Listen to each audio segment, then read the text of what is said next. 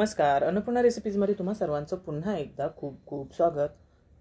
तुम्ही जर डाएट करत असाल किंवा मुलांना टिफिनसाठी हेल्दी असं टिफिन द्यायचा असेल किंवा मग घरात एखादा आजारी पेशंट असेल त्याच्यासाठी हेल्दी असा नाश्ता बनवायचा असेल तर आजची रेसिपी ही तुमच्यासाठीच आहे। चला तर मग आजची रेसिपी बघू। व्हिडिओ आवडल्यास लाईक करायला विसरू नका। 2 मोठ्या आकाराच्या बाउल घ्यायच्या, यामध्ये एक अर्धी वाटी मसुराची डाळ घ्यायची आणि एक अर्धी वाटी मुगाची डाळ घ्यायची। ह्या दोन्ही डाळी स्वच्छ धुवून साधारण 1.5-2 तास पाण्यामध्ये भिजत घालायच्या। 2 तासानंतर डाळ पुन्हा एकदा स्वच्छ धुवून घ्यायच्या। डाळीमधलं पूर्ण पाणी काढून घ्यायचं। नंतर मिक्सरच्या छोट्या भांड्यामध्ये अर्धी वाटी ओट्स घ्यायचे। एका मध्यम आकाराच्या बीटची साल काढून त्याचे पीसेस करून घ्यायचे।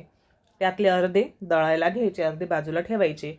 आल्याचा एक तुकडा घ्यायचा, 2 हिरव्या मिरच्या घ्यायच्या आणि दोन्ही डाळीमधून थोडी थोडी डाळ यामध्ये दळायला घ्यायची।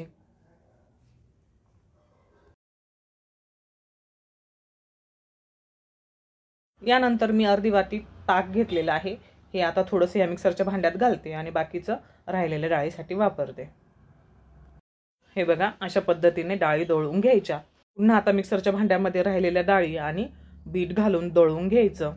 डाळ दळताना थोडं थोडं पाणी यामध्ये घालत राहायचं। राहिलेलं ताकही यामध्ये परत घालून घ्यायचं। दोन्ही बॅटर एकत्र करून मिक्सरच्या भांड्यामध्ये थोडंसं पाणी घालून तेही धुवून घ्यायचं। यामध्ये चवीनुसार मीठ घालायचं। मी इथे 1.5 चमचा मीठ घातलं। व्यवस्थित मिक्स करून घ्यायचं।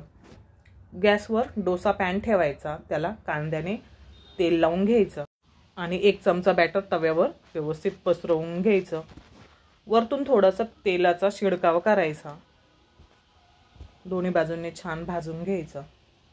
हेल्दी असे बीटचे डोसे इथं तयार होतात, खूपच टेस्टी लागतात। यासोबत तुम्ही दही किंवा मग खोबऱ्याची चटणी पण खाऊ शकता। तुम्हाला जर प्रवासात कुठे लांब जायचं असेल तर दिवसभराच्या प्रवासामध्ये तुम्ही हे पराठे बनवून नेऊ शकता। एकदम सॉफ्ट राहतात आणि खायला पण चविष्ट लागतात। असेच सर्व पराठे बनवून घ्यायचे। तुम्ही जर एकदाच सर्व पराठे बनवून घेतले तरी ते खूप काळपर्यंत नरम राहणार आहेत, ते काही वातड होत नाही। आता पराठ्यांसोबत मी इथे दही खाणार आहे, त्यामुळे मी दह्याला थोडा तडका देऊन घेते। तडक्यासाठी मोहरी, जिरं, थोडीशी हळद आणि कढीपत्ता वापरला। तो तडका मी दह्यावर घालून घेतला। हे बघा, किती सॉफ्ट असे डोसे तयार झालेले आहेत। सो मंडळी, भरपूर प्रोटीनयुक्त बीटरूट आणि डाळीचे पराठे इथं तयार झालेले आहेत। तुम्हाला आजची रेसिपी कशी वाटली कमेंटमध्ये नक्की सांगा। व्हिडिओला लाईक करा।